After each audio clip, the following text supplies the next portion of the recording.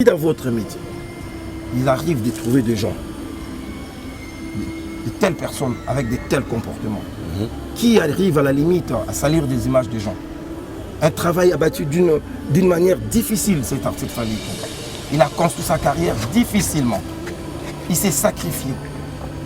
Il a sacrifié sa famille pour devenir là où il est aujourd'hui. Nous ne permettrons à personne. Alors à personne de ternir cette image.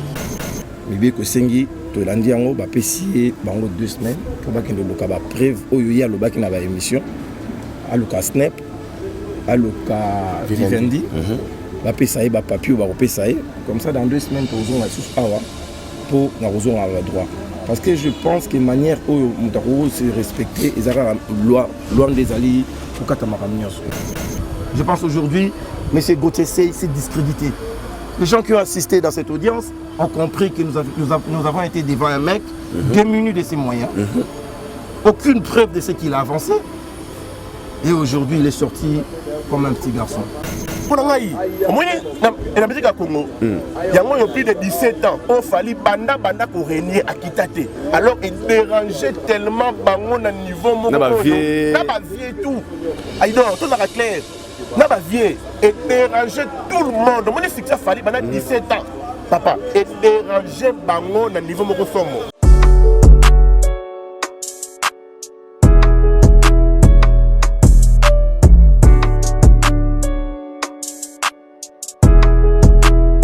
Bino baye bozali kolanda biso esika bozwami tozali bongo awa na kati ya RDC précisément na ville province de Kinshasa awa na Bibwa esika wapi bazali koteka ba terrain 20 sur 20 na 4000 euros 4000 euros mais kosomba yango cash te okofuta yango paiement en série ni bino bata diaspora bolobaka dans le mois pour bana kofuta bongo 400 euros et koka 10 mois ko ça 4000 euros aux terrain na yo. Il y a plus de 33 hectares et ça bon awa. Bandeko bazali na yango, vous en a posé à terrain, contactez maman Kabibi, vous a beaucoup plus de précisions. Au bien le numéro wana maman Kabibi, a repé sabino, ba détail nyos na baye bazana posé à cause terrain awa na kati ya Bibwa. Na yebi ke terrain comme pétrole awa na kati ya Congo, mais ça chance ba petite opportunité à ko saisir. Vous en a 4000 euros na yo au sombi mais au foot yango cash te. Ils ont cadeau, maman a pesi bino ba bazana posé à terrain. Référence ezali sénateur Mabaya. Baye bayebi Bibwa bayebi sénateur Mabaya des références à Okoma awa. Na bag na bino na prince kobanda makadam ti Okoma awa 30 minutes au komisika tozali pe ozui terrain na yo. Donc na komisika un message pour lobby pour le bate Aïdor obetaki lisolo te. To beteli bino lisolo. Chance tikali na ngambo na bino.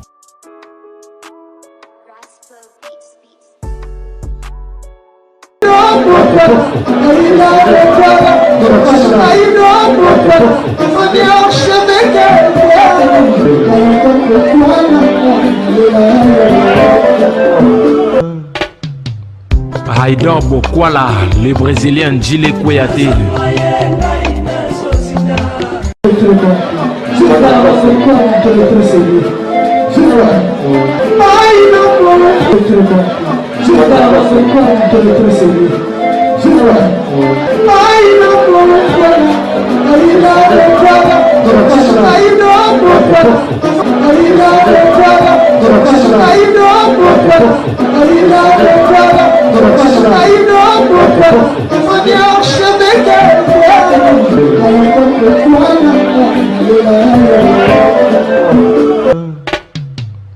Aïdor Bokwala.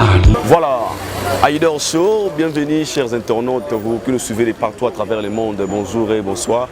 À l'ère où vous avez la émission Nabino Aïdor Show, une émission qui est présentée par le vôtre Aïdor Yapembe, certifié. Nous sommes bel et bien en RDC, précisément dans la ville province de Kinshasa, dans la commune de la Gombe.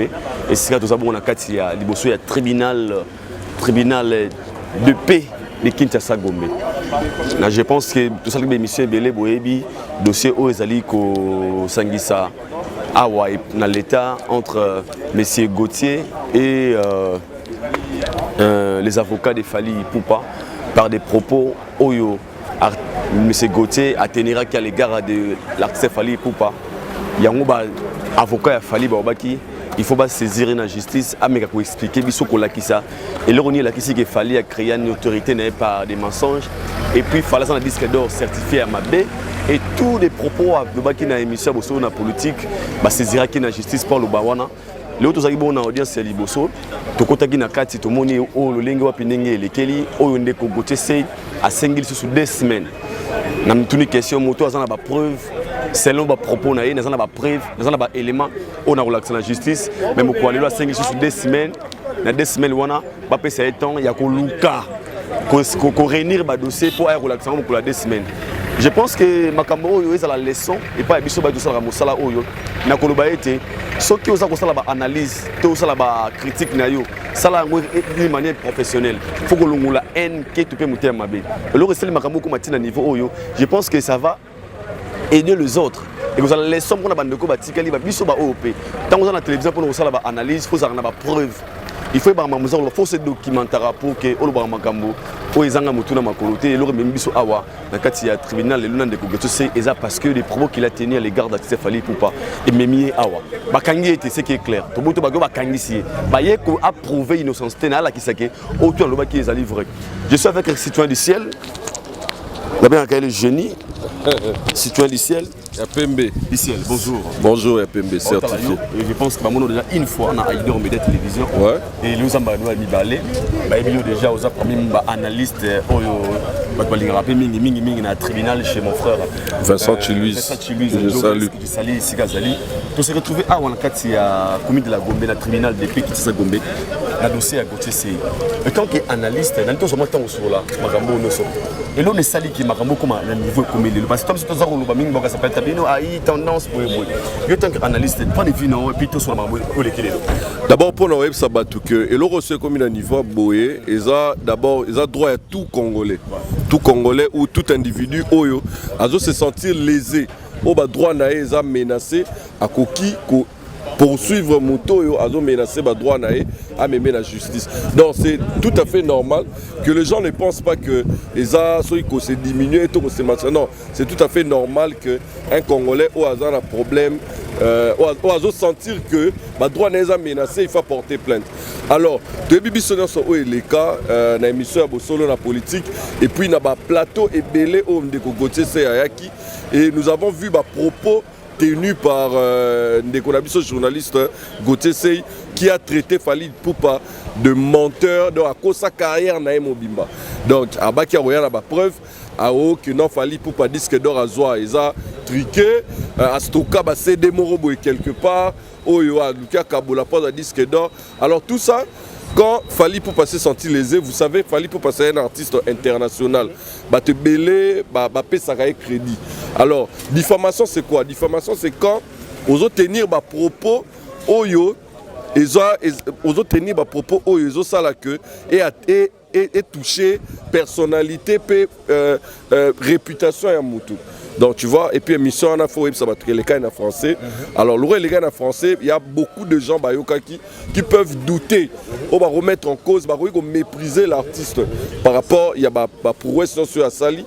Alors quand l'artiste se sent lésé, normalement c'est son droit légitime, il y a porter plainte. Alors pour ces gens-là qui disent que normalement, ils ont une importance de porter une plainte, toi tu peux dire quoi par là? Non mais c'est faux. C'est faux. C'est faux parce que.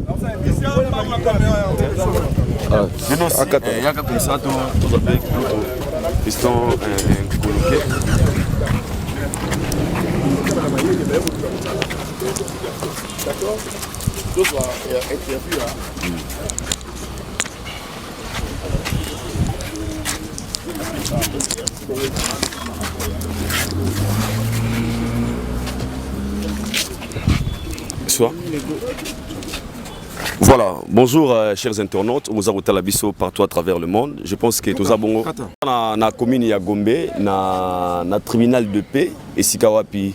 Je pense que boyebi dossier aux alibongo ya ndeko Gauthier Sey na l'artiste Fally Ipupa au ba memaki awana kati ya justice. Et là nous sommes avec Moko ya fondation y a membre de la fondation Fali Poupa Foundation monsieur Fiston Koloké automoni présence DP à Wanakati à Esikao. D'abord bonjour Koluto Fiston Koloké. Ouais, merci tout ça bon mokolo ya lelo le 5 na commune de la Gombe na tribunal de paix Gombe et mingi bazaki na ba doute pour dire que est-ce que c'est vrai Fali Poupa porter vraiment plainte et pas Ndeko Nabiso Gotese, mais votre présence confirme déjà que c'est vrai. Alors tonton Yeba, qu'est-ce qui vous a poussé à recommander un dossier au niveau? Ouais. Merci. Ouais. Je pense que presse, ouais. ils ont leur valeur. Ouais. Je pense que presse est le quatrième pouvoir, si je ne me trompe pas. Ouais. Et surtout comme nous avons des journalistes que je respecte beaucoup et que Bako Makaku Luka, pour des raisons j'ignore, pour salir l'image d'artiste en personne de Fali, la meilleure manière, il y a que quand on a droit, et on a droit, il y a la justice pour que Moutou Alobaki Makambo Alobaki na émission, il y a des preuves, il y a Makambo Alobaki. Surtout, il y a pour tout y est, Alobaki na émission, il y a Olobayango, il y a Abatu Amibeko. Bien malheureusement, il y a Alobaki na émission, il y a des preuves sur Makambo Zaki Oloba. A réuni tout le preuve, selon eux. Alobi a la preuve. Les lois Alobi indirectement. Ça est temps à Kinde que le Kaba moyen de défense naïe pour Ayako répondre. Mais bien que Sengi, Tolandi Ango, va payer 2 semaines pour que le Kaba preuve au Yoya Lobaki na émission, à Luka Snap, à Luka Vivendi, va payer papier, va payer comme ça dans 2 semaines, tu as sous awa pour avoir droit. Parce que je pense que manière où Moutaro s'est respecté, ils ont la loi des alliés pour Katamakamios. Il y a un monde sur le mythique dans la loi parce que c'est pas concevable qu'un journaliste de surcroît politique ou chroniqueur politique, je ne sais pas, puisse avancer de tels arguments. Et aujourd'hui, de revenir pour dire non, nous avons la preuve, il faut une bonne temps pour se défendre. Voilà, donc la force reste la loi. Monsieur Koloké, est-ce que vous êtes content avec la décision du tribunal? Moi, je suis un légaliste. Moi, je fais confiance en la justice de mon pays. Si nous sommes venus vers cette justice, parce qu'on estime qu'elle est digne, parce que seule la justice élève une nation. Alors, pour rentrer dans nos droits, nous sommes venus vers la justice. Monsieur, vous êtes journaliste. Un métier noble que je respecte, que j'aime.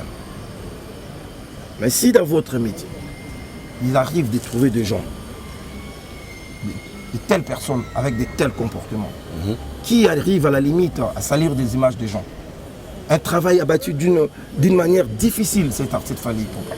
Il a construit sa carrière difficilement. Il s'est sacrifié. Il a sacrifié sa famille pour devenir là où il est aujourd'hui. Nous ne permettrons à personne. Alors à personne de ternir cette image. Monsieur Koloké. Et je voudrais ici dire, dans votre métier, il faut aussi des fois s'auto-censurer.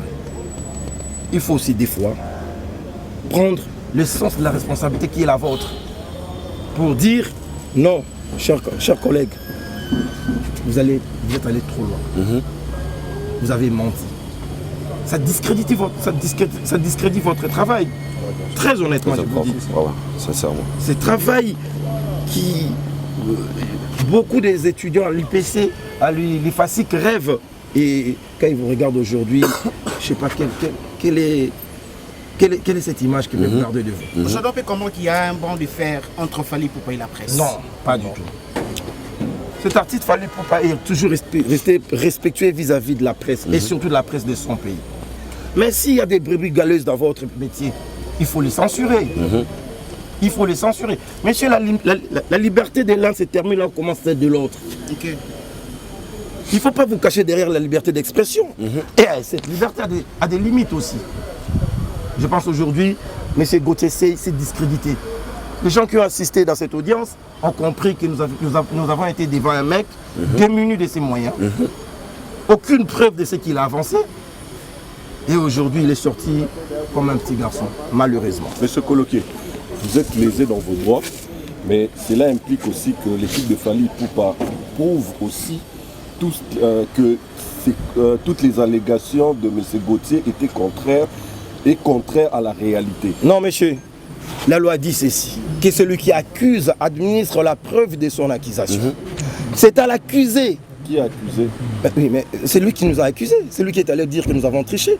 C'est lui qui avait dit qu'il fallait pouvoir bâtir sa carrière. C'est Fally Poupa qui accuse. Je vous explique. Oui, à la justice, c'est nous qui ramenons la preuve. Voilà. Mais croyez-nous, on a la preuve.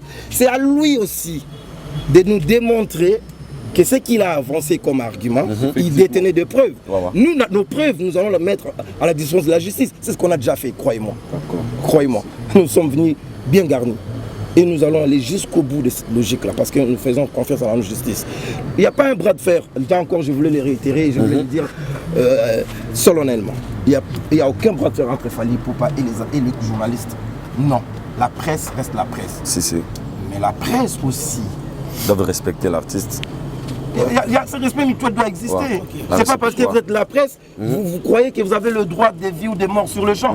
Vous allez à la... Non, ce pays doit changer aussi. Et la presse a un rôle très important. Et un rôle éducatif même.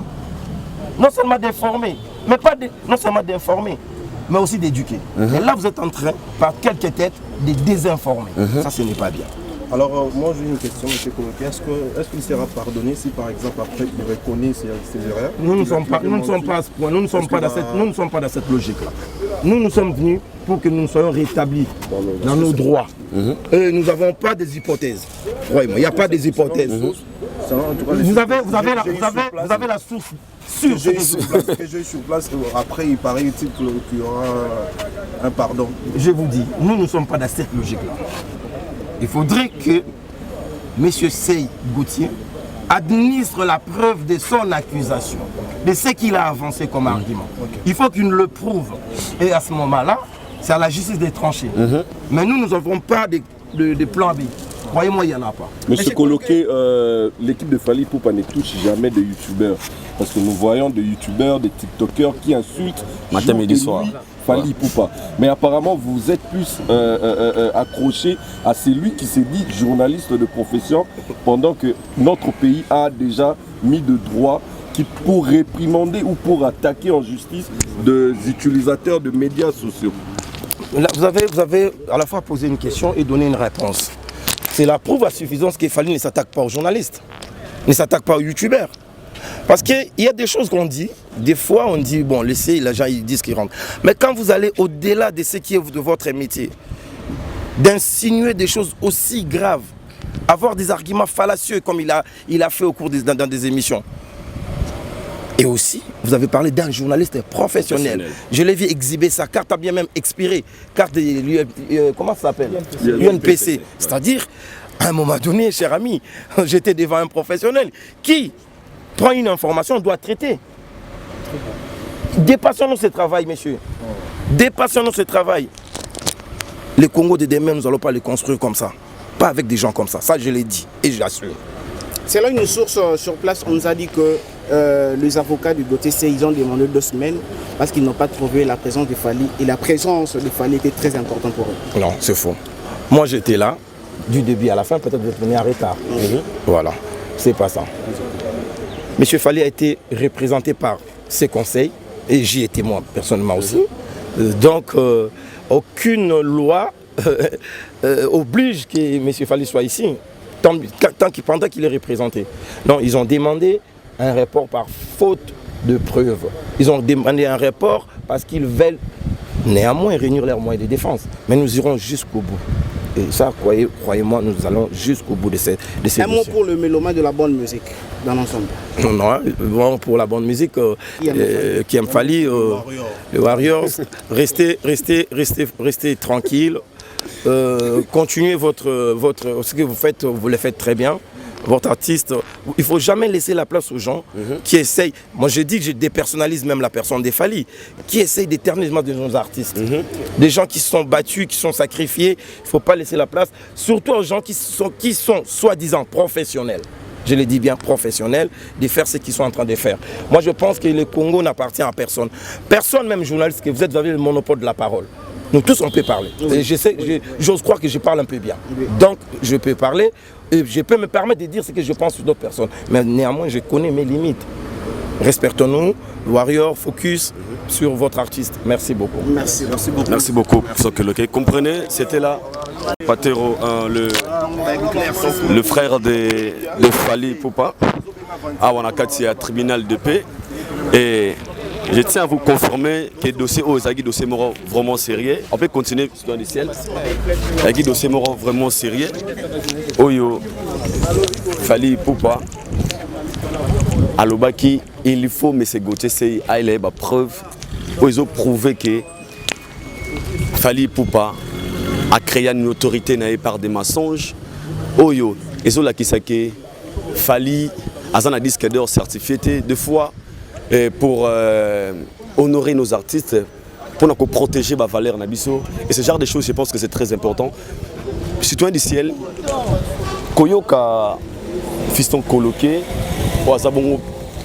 mon candidat Fally Ipupa Foundation, qui est le frère de Fally Ipupa, c'est très proche de Fally. Yakolobake, c'est vrai, on est fundi. Et puis, on a posé ma caméra qui est Nasuka.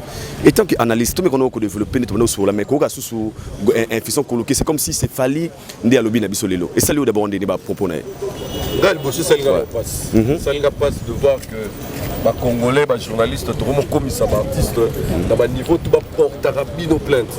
Parce que pour un manque, il y a professionnalisme. Vous savez, la liberté d'expression est garantie dans le respect, il y a ordre public, dans le respect, il y a droit d'autrui. Si on dit liberté d'expression, bien, il faut respecter les droits de Baninga.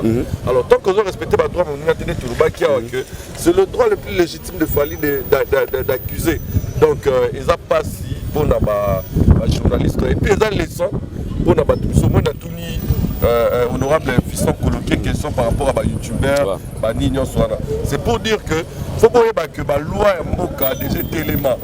Les lots sont dans les réseaux sociaux, pour cas de flagrance, même si on publie après. On va nous porter plainte. Alors il faut toujours laisser. Si nous appelons des journalistes, il faut tout traiter l'information avant de diffuser. Si on a journaliste d'investigation, il faut que ça l'investigation avant de publier l'article. Parce que tu ne peux pas faire de publication incomplète ou sur base de la rumeur, aux hommes de la journaliste d'investigation. Alors, Koyoka Awa, Nenge Fisson Coloqué à lobby, les messieurs 5 ans, à qui ne kangisa ba dossier, à la réponse na Vivendi et puis à la Snap. Et cela prouve que pendant qu'il disait qu'il avait de preuves, à ça on a preuve. Est-ce que aux hommes on a été que de ce côté c'est un problème qu'on risque peut-être écouter Maramobélé. Mais je vous dis, tout le monde on a une émission Bélé. Même là on a Télémia. Tu sais que moi j'ai écrit déjà à Vivendi. Ok. Dans Lukamel Nangaï, ça va permettre Mukina Lukamel. Vous allez voir que j'ai déjà écrit à Vivendi par rapport à ma contrat. Mes réponses dans soi, c'est que il ne va pas fournir Naï. Information sur un contrat et à Moutoumoro. Tu vois, après qu'on fournir. Alors, si on le savait tous, on le savait tous que Abaner Olobango n'a qui dialoliste. Alors, Olobango pour plaire aux gens et ils ne savaient pas, ils ne pensaient même pas que Marambo est comme un niveau. Tu vois, Abaner Oloba, il n'avait aucune preuve, aucune information. Parce que l'entreprise aura Vivendi, ils ont dit pendant quoi on a des sous. Ils ont une entreprise Yamine, Vivendi. Je ne sais pas si les Congolais essayent de voir. Ils n'ont pas tapé Vivendi dans Google. Vous allez voir que ce n'est pas une entreprise Yamouké. L'entreprise Bolloré. Bolloré, c'est l'un des plus grands milliardaires français. Ou à 6 000 économies en France. Alors vous pensez que Vivendi a organisé la cérémonie, la ouverture, la Coupe du Monde, il y a le championnat éminé. On peut savoir il faut rapide. Il n'en avait pas et il n'en aura pas. Il n'en aura pas. Il est cuit. Il est cuit. Et surtout, il faut prouver. On dit que non, déjà, ils ont dans la société à Snap. Mais il faut prouver ce qu'il fallait en magazine. Tu vois, il faut qu'il arrête. C'est un journaliste professionnel. Et là, maintenant, il est ridicule. Aujourd'hui, tout le monde est un avocat parce que, d'être sincère, il est accompagné parce qu'on a vu la présence des membres, il y a bureau, il y a artiste Ferrego là. qui accompagner les lots. On a vu Trésor Congo, c'était tellement nombreux. Ça peut peut-être Simanaï. Alors, quel est le message caché derrière ça? Pensez-vous pas qu'il est aussi protégé par d'autres artistes ou d'autres détracteurs au Balinga rappelle l'artiste Fally Poupaté? Non, mais il faut que ça soit congolais, il faut que ça soit mélomane que Moutounion soit dans la droit de défense. Moutoutou, même Moutou Abomi dans la droit de défense. Même Moutou Abomi, au moins dans la famille, il y a soutenu, alors, on a vu, tout le monde y est là, tout le monde y est un trésor congolais qui était ici. Vous savez, la guerre où il y a musique, déjà tout le bango, Moutounion oyo asatakara na Fally azwara bénédiction ya ba ennemi ya Fally. Moututu o atakaka Fally azwara bénédiction ya ba ennemi ya Fally. Alors c'est de quoi normal Gauthier Seye no senga a senga renfort et pas bateau balinga Fally te. Mais toye bisaye que on est la vérité, la vérité. Parce que biso mingo ngane tsinga mingo na ngama ba au milieu du village te. Ngana apeote ni ngana la juste. Ouais. La juste. Pour la justice na biso. Ba quand ennemi on luka ba sundolé a. En tika la ngana ba avocat na. Et puis na droit, so lingo za la fort. Il faut y aller dans des éléments. Et puis si on y a des éléments, on peut te soutenir. Mais si tu es vide sans éléments, on tombe, dans 2 semaines, on va voir. Alors, le message européen, ça, étant qu'analyste, étant qu'un homme intellectuel, spécialement dans bateau oyo, analyse les émissions, critiques, le message européen, ça va c'est quoi? En tout cas, mes amis analystes, moi, j'aimerais nous dire que nous allons analyse déjà, analyse musicale, c'est d'abord pour traiter, pour analyser ma œuvre artistique ou musicale, il y a des artistes.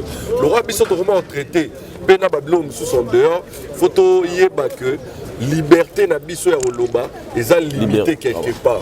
Ils ont limité le droit à autrui. Tu ne peux jamais faire tes analyses en insultant les gens ou aux l'analyse, aux la preuve morotée l'orozoloba ou oloba. Je préfère même que tu te taises, je préfère même que si on a la preuve par exemple, si on traite la gaulois, je préfère na souka na ngai na lobe la ferre, que na loba marambu ya Fally oyo et ça ne tient pas la route. Si on traité na warrior, je préfère na loba na marambu Fally oyo est probable que na loba marambu oyo na yebité pas peut-être à faire. Donc je nous demande vraiment de garder notre langue, d'être beaucoup plus professionnel, d'autres beaucoup plus intellectuels. Et puis je sais que le problème c'est la course de vue. Voilà, il faut te le dire en vérité. La course, c'est ma vue, surtout sur YouTube et tout. Check it. Tout le gars, tous moi là.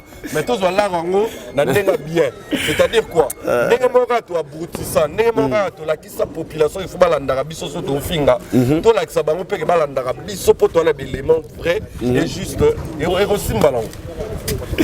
Merci beaucoup, citoyen du ciel. Merci vraiment. Merci pour votre intervention. Et je pense que nous allons continuer. Jordi Fitir, nous avons dit que nous avons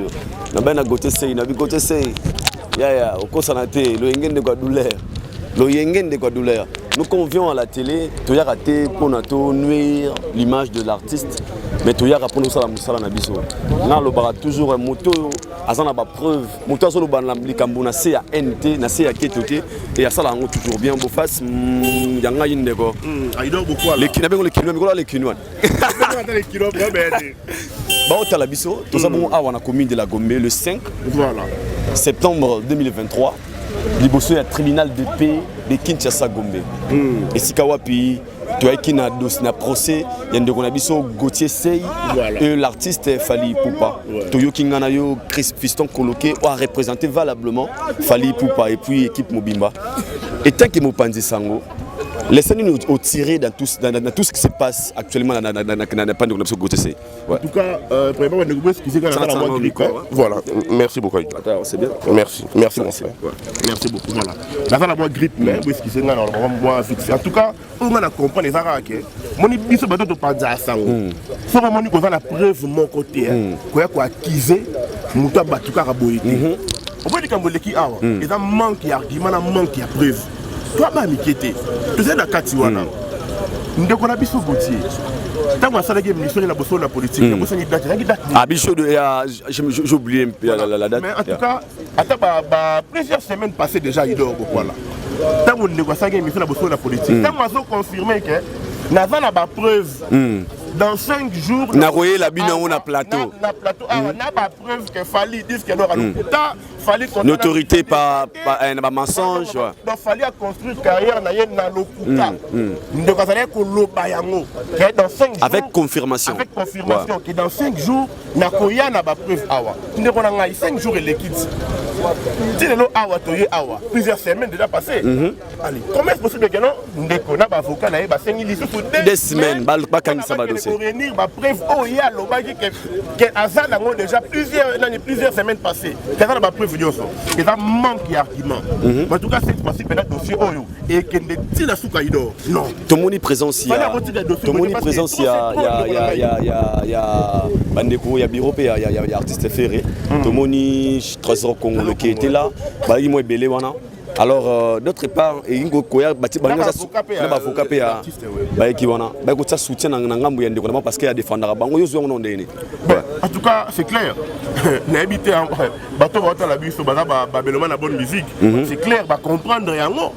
Papa na ngai tout le monde présence ya directeur en marketing ya. Ya nani ya Jésus. Voilà. Directeur en marketing aye ko sala. Bah, faut que tout le monde a une vidéo, na kulutu, tout le monde va défendre le Kouana. Qu'est-ce que Maramon de quoi le Bawana? Et ça qui a bénéfice na bangot. Mais tant que on est analyse, analyse kaka. Alors pour ce qui est Makamon de quoi le besoin na bénéfice na bangot, il y a peut-être bien soutenir hier. Pour tout le monde présence il y a Batuna Wana, na directeur en marketing na mais wana kutu eza na problème te papa. Moni wana kutu ngaku tsadi wana kutu nazo kipa ngoku parce que Fali azana vérité na maboko na ye. To ki fiston coloquer nga lobby na intervention ko sala ke ba document nyonso na ngambo ya Fali na tribunal d'or bokwala. Donc contrat Vivendi, vérification du cadre SNEP et puis tout wawa. Papa na ngai. Omoni oui lelo hein. Pas de problème. Et dans la complot ça la mapona on détruire Fali. OK. Et dans la complot ça la pour essayer de détruire Fali pour pas. Parce que vous baza sima ya Bazali. Ndeko na ngai. Omoni na musique ya Congo. Yango yo plus de 17 ans, on Fali banda ko régner à Kitate. Alors il dérangeait tellement bango na niveau moko. Na ba vie tout. Aïdo, tout ça clair. N'a pas vieux et déranger tout le monde. Moi, je Fali pendant 17 ans. Papa, et déranger bango na niveau moko somo. Yango ale. Ngana yo to ebike, Fali ba komisa ye non impoli. Ba komisa Fali impoli. On a Fali a finga mikoro mais to musique a finga mikoro te. Lelo ba lingi ba lokani ne ke Fali a construire succès na na mensonge. Pour pour toujours essayer à déstabiliser à quitter Fali. Pourquoi pour 17 ans règne à Fali pour madame Mata qui t'a raté. Papa, ça dit et tondi bango l'équipe bango débordé. Mais likambo et soukarate. Et soukarate. Ngano te bi que Yaya a dit que doit solo. Attends baba yebi attends qui va faire professionnel comme Fali pour pas.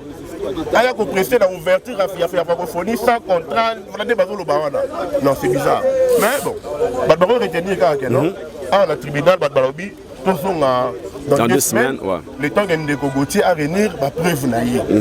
Mais nga na kamyo kaka ba 5 2 semaines lelo pour ba preuve oyo bango balobaki ezali zo ezala na ngote.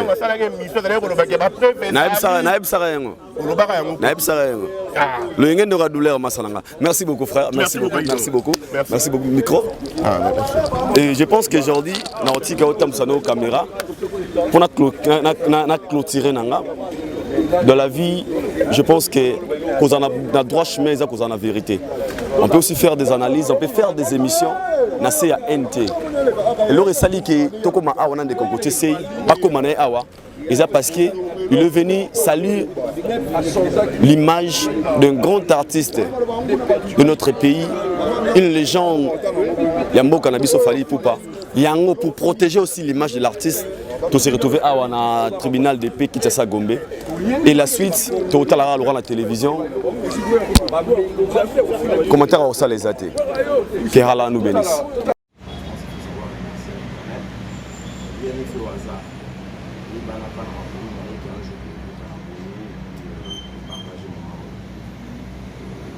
nayaki kotala bino na ndako dernièrement parce que biso toaprimaki je pense vendredi ke moko ya bandeko na biso petit frère na biso un de Warrior.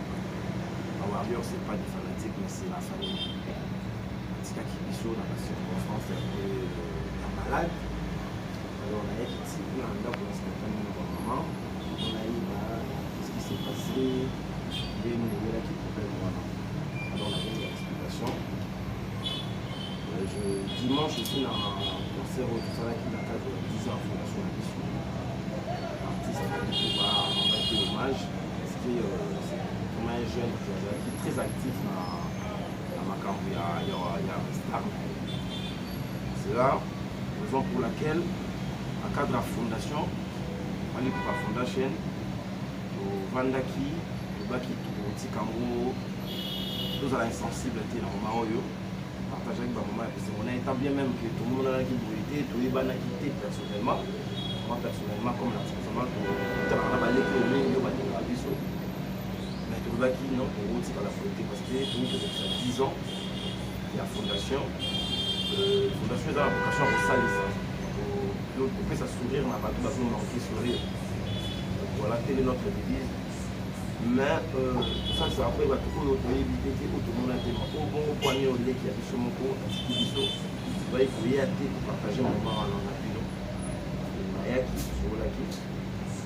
Mais les lots, déjà, ils vont quand même les nationaux à maman. Au moins, on a place au moins dans la ville, à Balaï, Kouya, à Réunion, à Balaï, à Awa, à Samanaba Awa.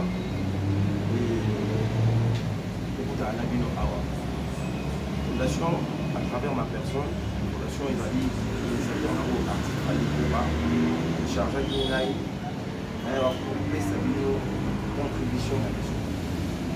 Pour permettre de vivre et alléger pour aller qui n'a plus la dignité fort, qui n'a dignité.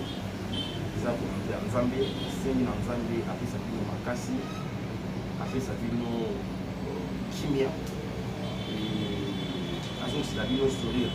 Il y a mon rôle de ça, il y a voilà un peu la raison pour laquelle cette année on a remettre Bino pour les acquis contribution de Bisso, on a qu'à passer au Bino et encore une fois, paix à ce matin. Merci beaucoup.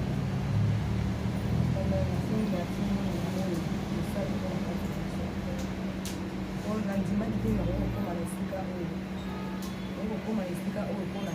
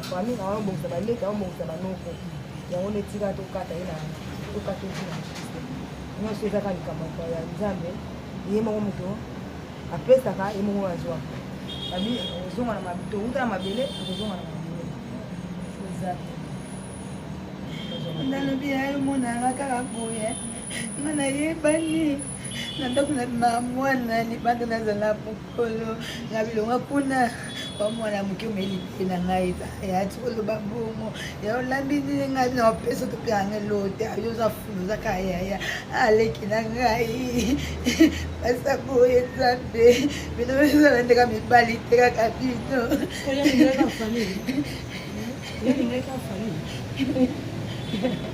ya kuzana ka family ana polisi ana moto masuti apaka sala kabina mamisana mike makama falia zana ngote ndio mwana mkoni makama minene bwabi ya ulingali pambo litinga mali nini pambo liboke liboso usedo bongo na babani bali te bali kabi no basi zebele funasona biso kama kasi na familia na kabi so bala basi bali zana bali ni donc maman boti ne mama na katikati ndeko yo ya mama moi liboso libongo na ye mama yaya ayebite soko wana mpasi kaka ndenge honora doriti oloba eza nalobake baza bano anga naloba oyo bande kosangana biso topesa bango place basanganaka na bango awa ntango bayaka kosala makambo na bango balingaka fali na bango topesa bango esika papa Fisto ayaki kuna alingaki komona place nini oyo libota na ye tolobake ezalaki lito eza po lelo toza totikaka famille te papa ndenge mama alobi koleka moto mosusu oyo otuni mama nana soki azali ntango soki otaka biso kovandaka awa totikali famille nzambe asalaka toyebana bacirconstance nyonso oyo tosi toyebani etikali famille famille etikali koko moko donc tozali awa na bandeko boolanda biso bolinga bapréjuge mingi bakufeli bozolobisa bango bakufeli bozolakisa bango na télévision mama se déplacé na yaya liboso na ndeko mosusu mwana mama kulutu na ndeko ya libota yaya oyo aza liboso ya ndeko gislo atiki biso base déplacé ke bango moko balingaki baleka na caméra mpo baremercier fali na caméra mpo bayebanaki te ndenge fali alobaka ke bafanatike baya bandeko na ye voilà les preuves bapreuve yango bandeko na ye bajugeaki bon ndenge bazozwa enveloppe bayebisi biso toleka na image mama aza wana tozobana libanda mama te mama azoyoka mpo toremercier ndeko fali kopa et puis nyonso ezala kolobaka te bana na mpasi eloko esalinga plaisir bien ke nzambe azwi ndeko na biso jusle monimoni mpe na kimia mais bazwaki assistance ya bawarrior kaka ndenge bazalaka na kati ya bagroupe na bango kaka ndenge batiaka bacotisation ndeko mwasi ayebisi ngai traitement kutu ya liboso oyo ndeko gisle azwaki ezalaki enveloppe ya bango moko bandeko ne baninga na ye bawarrior nde bayaki basalaki pour ke opération ndeko eleka malamu tolingaka te akufaki na nini ntina eza te po bolinga kotuna mingi elamusaka motu te elamusaka mowei te akufaki na nini akufi abelaki akufi nzambe yamba molimo na ye na kimia mama azawa baza na bumbu so mpe bolinga boyeba programme mpo mama toyebi nano te nano bosali programme te ozwa micro mpo bandeko mpe bazotala biso libota bawarrior bakoki mpe koya na matanga wana mpo eza wi moko na biso oyo programme tokovanda dimanche soki tolongwe dimanche samedi vendredi tolali samedi comme ya poso kuna ya poso oyo kaka okobanda ledi tovandi vendredi na adresse nini matadi na sosa na bumbu pando selema na selema référence ekoki kozala nini mpo bandeko bakoki kotunga te référence bakita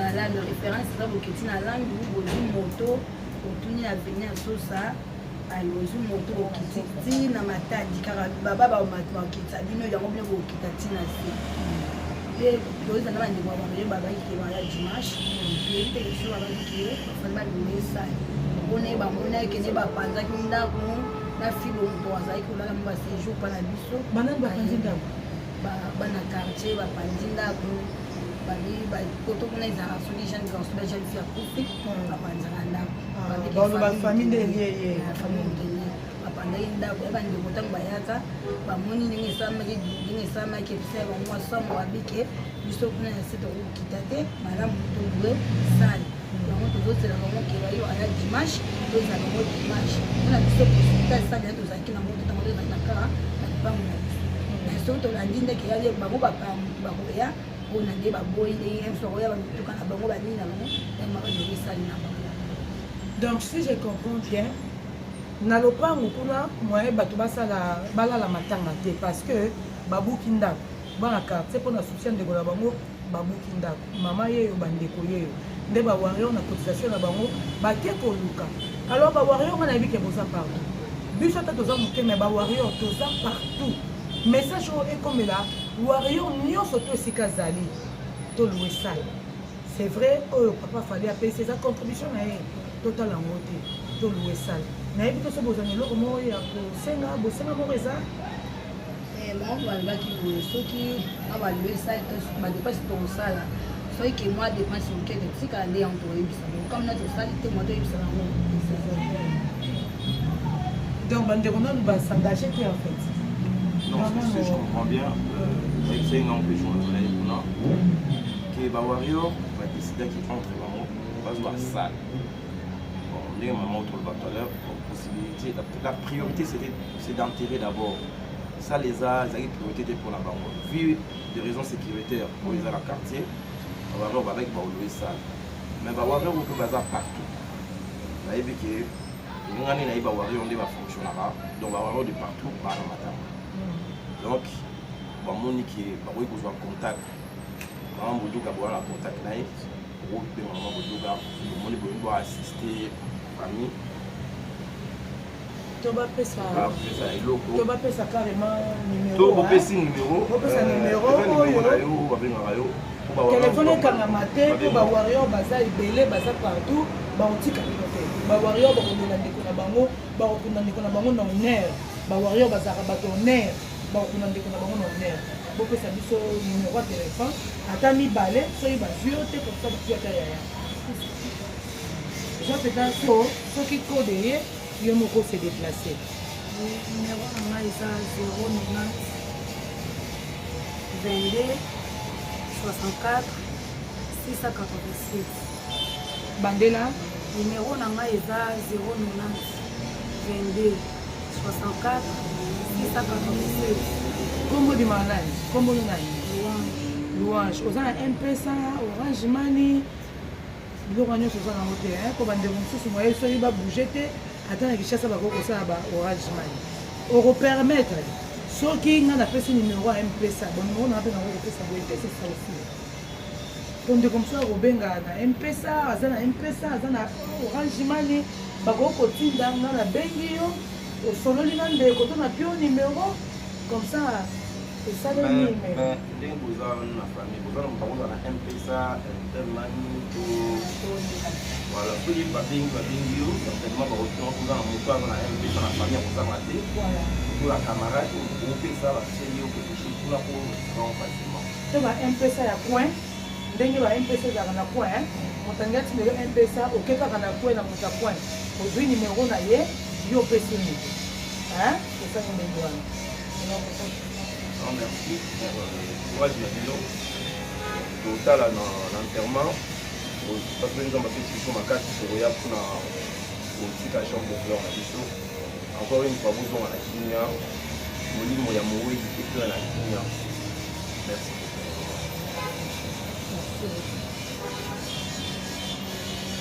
Merci beaucoup papa Fali pour la geste. Il y a besoin de aussi il y a besoin de pas me l'autre que papa Fali. Nous avons appelé ça une sous-collègue. Parce que aux autres la HD, aux autres l'école était. Au bengi ba wario famille na yo et bazavana na tanga bisengo et yo na tanga passer.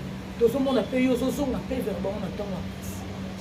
Alors bato mosusu baya koprofite te parce que babiloko boezaka soki ebengi na tv bato mosusu mpe baya kobima nga na pasi nga na hôpital ngai boye ngai boye te non tokanaki yango te moto akanaki yango aza te liwe ye pasi ye moto akanaki yango te alors bawaria nyonso place bozali bacourage na biso kotala makambo oyo papu ye moko aza koleka yango ye moko aza na improuvé so akufeli lisusu donc bawario toza na matanga attitude na bino focus na bino toujours silence.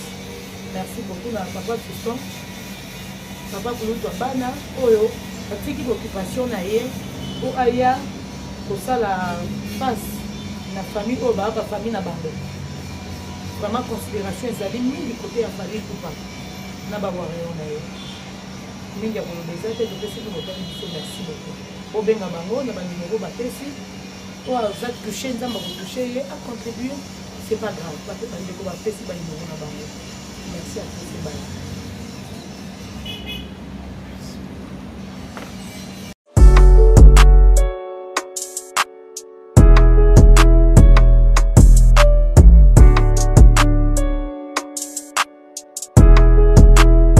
Bino baye bozali kolanda biso esika bozwami tozali bongo awa na kati ya RDC précisément na ville province de Kinshasa awa na Bibwa esika wapi bazali koteka ba terrain 20 sur 20 na 4000 euros 4000 euros mais okosomba yango cash te okofuta yango paiement en série ni bino bata diaspora bolobaka dans le mois obana kofuta bongo 400 euros et koka 10 mois kokisa 4000 euros ozwa terrain na yo. Il y a plus de 33 hectares et ça bon awa. Bandeko bazali na yango, vous en a posé à terrain, contactez maman Kabibi, vous a beaucoup plus de précisions. Au bing na numéro wana maman Kabibi, a repé sabino ba détail nyos on a baye bazana posé à cause terrain awa na kati ya Bibwa. Na yebi ke terrain comme pétrole awa na kati ya Congo, mais ça chance ba petite opportunité à ko saisir. Vous en a 4000 euros na yo au sombi mais au foot yango cash te. Ils ont cadeau, maman a pesi bino bay bazana posa ba terrain. Référence ezali sénateur Mabaya. Baye bayebi Bibwa bayebi sénateur Mabaya des références à Okoma awa. Na bag na bino na prince kobanda makadam ti Okoma awa 30 minutes au komisika tozali pe ozui terrain na yo. Donc na komisika un message pour lobby on bate aidor obetaki li solo te. To beteli bino li solo. Chance tikali na ngambo na bino.